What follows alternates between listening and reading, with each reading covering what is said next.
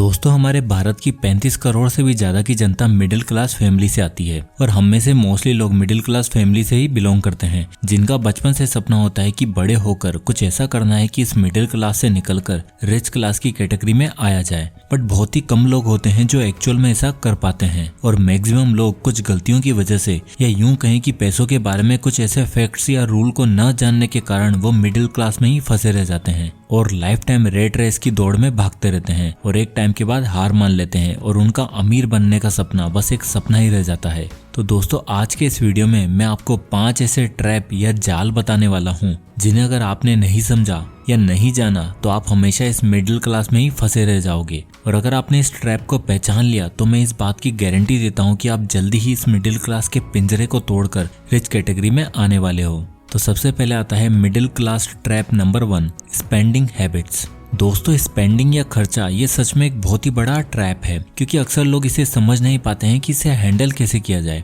कई घरों में बजट मीटिंग होती है, कई घरों में घर के सारे पैसे हमारी मम्मियों को दे दिए जाते हैं और वो घर का सारा खर्चा मैनेज करती है। चलो ये तो हुई घर के खर्चों की बात, बट हमारी सबसे बड़ी परेशानी तो हम खुद ही है। हम खुद अपने खर्चों को समझ ही नहीं पाते हैं। कभी किसी महीने हद से ज्यादा खर्चा कर दिया तो हमें अपने दोस्तों से उधार मांगने की नौबत आ जाती है और कई लोग तो कुछ ज्यादा ही अपने खर्चों को कॉम्प्लिकेटेड कर देते हैं, जैसे दुनिया भर की एक्सेल शीट बना लेते हैं। अब चलो खर्चों को ट्रैक करना अच्छी बात है, बट हमें ये बात समझनी चाहिए कि पैसे ट्रैक करने के साथ साथ हमें ये भी ध्यान देना है कि एक्चुअल में वो खर्चा सही जगह पर कर रहे हैं या फिर नहीं। फॉर एग्जाम्पल आप मॉल में मूवी देखने जाते हो, आपको मूवी बड़ी अच्छी लगती है, आप मूवी से बाहर आते हो और सोचते हो कि दिवाली का सीजन है, थोड़ी मॉल की रौनक देख ली जाए, और घूमते फिरते आपको ब्रांड्स पर सेल नजर आती है। अब आप सोचते हो चलो देख लिया जाए कि क्या नया माल आया है। आप शॉप में जाते हो और 8-10 हजार के कपड़े और जूते खरीद कर ले आते हो। अब आप गए तो मूवी देखने थे जहां आपके 500 रुपए खर्च होने वाले थे, बट जब आप लौट के आए तो 10-12 हजार रुपए खर्च करके आ गए। अब इसे कहते हैं इम्पल्स बाइंग, कि हमें सेल दिखाई दी और हमने न चाहते हुए भी खर्चा कर दिया। दोस्तों बजट बनाने से, डरावनी एक्सेल शीट पर अपने खर्चों को ट्रैक करने से इतना कुछ नहीं होने वाला है अगर आप अपनी स्पेंडिंग की हैबिट्स को नहीं सुधारोगे। तो वेल अब क्या किया जाए? वेल इसका एक सिंपल सा रूल है, if you can't afford to buy something twice then don't buy it once. यानी कि अगर आप किसी भी चीज को 2 बार नहीं खरीद सकते हो तो उसे एक बार भी खरीदने की मत सोचो। मान लो कि आपको एक फोन खरीदना है जो 50,000 रुपए का है। अब आप बहुत दिनों से सोच रहे थे कि फोन खरीदूं या फिर नहीं, या EMI पर ले लूं या अपने दोस्त से पैसे उधार मांग लूं। अगर आपके मन में ये सवाल आ रहा है तो इसका मतलब आप अभी इस फोन को अफोर्ड नहीं कर सकते हो, तो वेल उसे खरीदने की सोचो ही मत। मैं अपना खुद का एक एग्जांपल समझाता हूँ। आज से 2 साल पहले जब मैं अपनी YouTube की जर्नी स्टार्ट की थी तो मेरे पास एक लैपटॉप था, बट वो काफी पुराना हो गया था, ढंग से काम नहीं करता था। अब मुझे एडिटिंग के लिए एक नया लैपटॉप चाहिए था। ऑल्दो मेरे पुराने लैपटॉप से काम चल जाता था, बट मुझे एक ऐसा लैपटॉप चाहिए था जो फास्ट एडिटिंग करे। तो मैंने प्राइस देखी तो सब लैपटॉप मुझे अराउंड 50,000 रुपए के लगभग दिखाई दिए। मैं बहुत दिनों तक इसी कंफ्यूजन में रहा कि लैपटॉप लूं या फिर नहीं। अब मैंने सोचा कि मैं यदि नया लैपटॉप 2 बार लेना अफोर्ड नहीं कर सकता तो मैं नहीं लूंगा, और मैंने नया लैपटॉप नहीं लिया और अपने पुराने लैपटॉप से ही काम चलाया। और जब मेरी YouTube से इनकम स्टार्ट हुई तो उसके बाद ही मैंने अपना नया लैपटॉप लिया। अब दोस्तों अगर मैं वो नया लैपटॉप ले भी लेता तो वो एक गलत डिसीजन नहीं होता,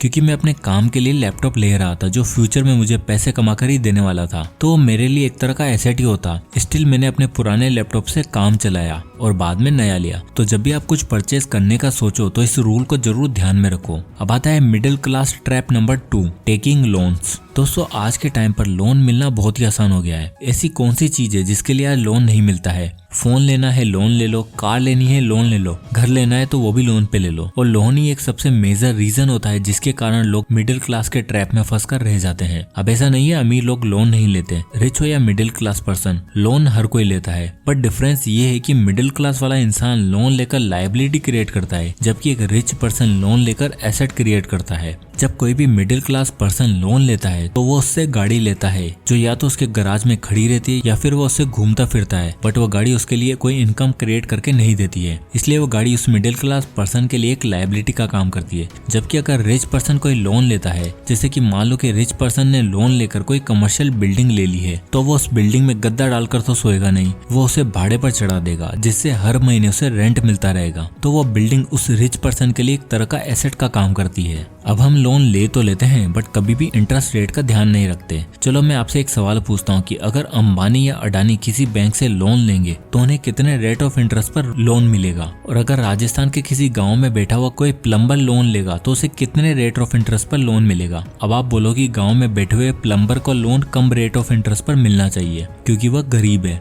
वेल ऐसा होना चाहिए बट होता नहीं है, बल्कि गांव में mostly micro finance company loan देती है जो उनसे 14 से 15% तक का रेट ऑफ इंटरेस्ट चार्ज करती हैं, जबकि कभी कभी अंबानी और अडानी जैसे अमीर लोगों को 0% रेट ऑफ इंटरेस्ट पर भी लोन मिल जाता है। तो वो गरीब इंसान एक तो उस लोन से अपने लिए लायबिलिटी ही क्रिएट करेगा और अमीर लोग उस कम रेट ऑफ इंटरेस्ट पर मिले लोन से और एसेट क्रिएट करते जाएंगे। इसलिए middle class person credit card, phone bills और हाउस रेंट इस तरह के खर्चों में फंस जाता है और उसकी सैलरी तो लोन में ही निकल जाती है और इस लोन को चुकाने के चक्कर में वो कुछ नया करना ही छोड़ देता है। इसलिए अगर हमें इस मिडिल क्लास ट्रैप से बचना है तो हमें इस लोन की गणित को समझना होगा।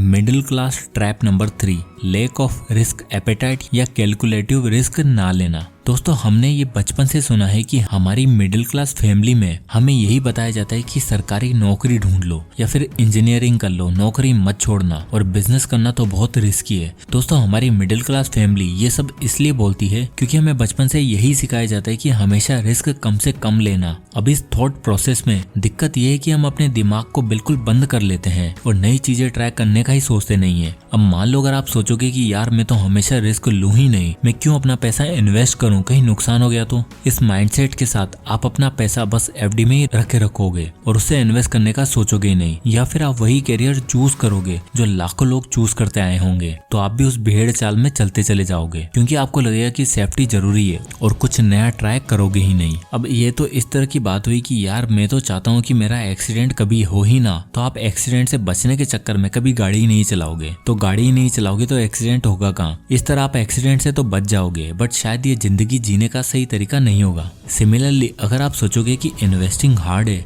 तो कभी भी आप अपना थोड़ा सा भी पैसा इन्वेस्ट करने का नहीं सोचोगे, या फिर पैसा खोने के डर या सिक्योरिटी के डर से आप कभी भी अपनी जॉब को छोड़कर बिजनेस करने का सोचोगे ही नहीं। आपको पता है कि अगर आपने बिजनेस स्टार्ट किया तो आपकी लाइफ जॉब से कहीं बेहतर हो सकती है, बट आप डर के मारे कभी कुछ नया ट्राई करोगे ही नहीं। तो हमें हमेशा कुछ कैलकुलेटेड रिस्क लेते हुए नई नई चीजों को ट्राई करना चाहिए। Middle class trap number 4, expand your mindset. दोस्तों हम में से मैक्सिमम लोगों का माइंडसेट एक कुएं की मेंढक की तरह होता है। जैसे कुएं का मेंढक जब तक कुएं में रहता है उसे वही कुआं अच्छा लगता है और उसके लिए वही उसकी दुनिया होती है। उसे लगता है कि कुएं में जितना पानी है शायद इतना पानी कहीं भी नहीं होगा, बट अगर वो कुएं का मेंढक कुएं से बाहर निकलेगा ही नहीं तो उसे कैसे पता चलेगा कि इस कुएं से कहीं ज्यादा पानी समुद्र में है। तो इसी तरह एक मिडिल क्लास पर्सन का माइंडसेट होता है, वो एक कुएं के मेंढक की तरह होता है।